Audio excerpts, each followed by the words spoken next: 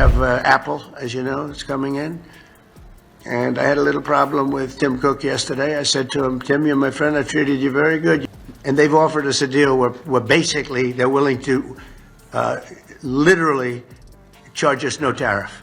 They're the highest, and now they're saying no tariff. But I said to Tim, look, we've treated you really good. We put up with all the plants that you built in China for years. Why is Donald Trump so angry at Apple? And why does he think criticizing India is going to work? Stick around as we uncover why Apple and India aren't sweating his insults, and why Trump's old-school playbook completely backfired on a global scale. Before we move on, I'd like to ask you a small favor. If you appreciate this content, please take a second to like this video and subscribe to the channel. Over 98% of you watch the videos without subscribing. It costs you nothing, but it makes a huge difference to us. So, did you click the subscribe button? Great.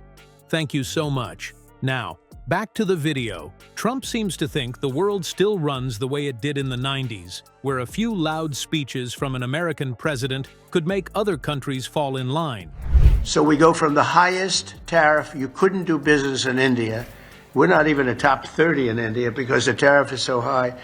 If you want to take care of India, because India is the highest, one of the highest tariff nations in the world, it's very hard to sell into India, be upping their production in the United States. Apple. So Apple's already in for $500 billion.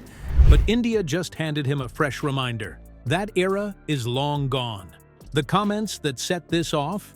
Trump went after Apple for expanding production in India, criticizing the move as if it betrayed American jobs. Then, he threw in a jab at India's trade policies, calling them unfair, all while hyping his favorite America First motto. Classic Trump playbook, loud, dramatic, and completely miscalculated. Here's what seemed to sting India the most. Trump claimed credit for easing tensions between India and Pakistan, trying to paint himself as the guy who swooped in to calm things down. The reality? India's diplomacy in the region has been methodical and self-driven, not dependent on U.S. interference, let alone Trump's questionable claims. Then there's Trump's trade critique, which ignores India's nuanced strategy in global markets. His worldview feels like it's still dressed in shoulder pads and mullets, a relic of when America was the undisputed economic powerhouse and could boss everyone around. Imagine trying to stop a freight train by yelling at it. That's basically Trump's strategy in a world where India is the freight train. On the other hand, India's response is more like painstakingly constructing a fortress brick by brick. Take the Make in India initiative, for example. It's a cornerstone project reshaping India's economy. By reducing dependency on the U.S. and other Western powers. You're coming in with $500 billion, but now I hear you're building all over India. I don't want you building in India. You can build in India. Now you got to build us. We're not interested in you building in India.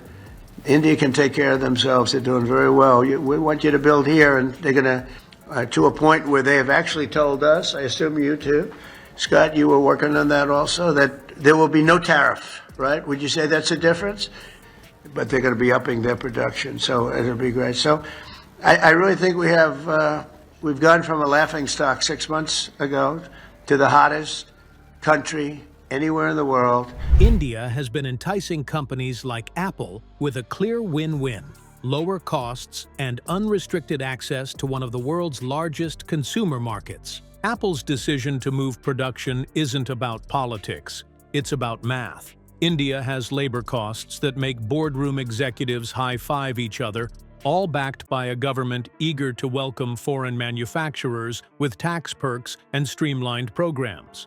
While Trump fumes, Apple is gearing up for returns from India's booming middle class, a giant pool of potential customers. So, did Trump's remarks affect India? Not even slightly. India's confidence underlines something bigger. This isn't reactionary, it's calculated.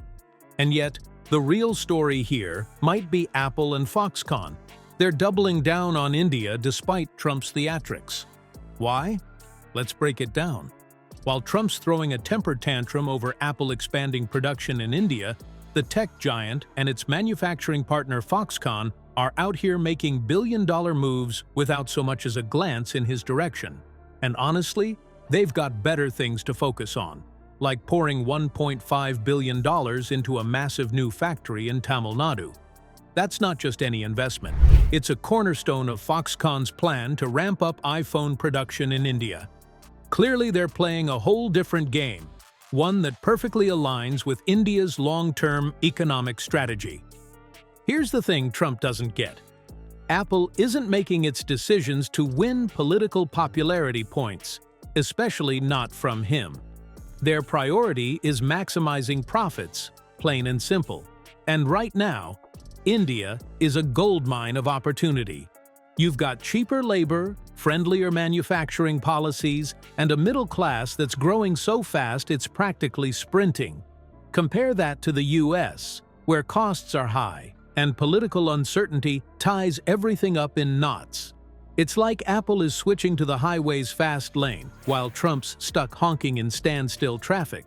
India's government has been laying out red carpets for companies like Apple with its Make in India initiative. They're offering incentives left and right for manufacturing locally. It's simple math. Apple benefits from lower costs and smoother operations, while India gets more jobs and factories. Everybody wins, except Trump, of course. His Protect American Jobs mantra doesn't hold water when the economics of global production are this clear-cut. Think of Apple's India expansion like planting seeds in fertile soil. The country's stable economy and tech-hungry population are a recipe for exponential growth. And Trump? He's shouting about keeping jobs in America while the global economy is entirely bypassing him. Foxconn's billion-dollar commitments in India prove just how little his gripes matter on a global scale. While Trump clings to old-world thinking, Apple and India are shaping the future.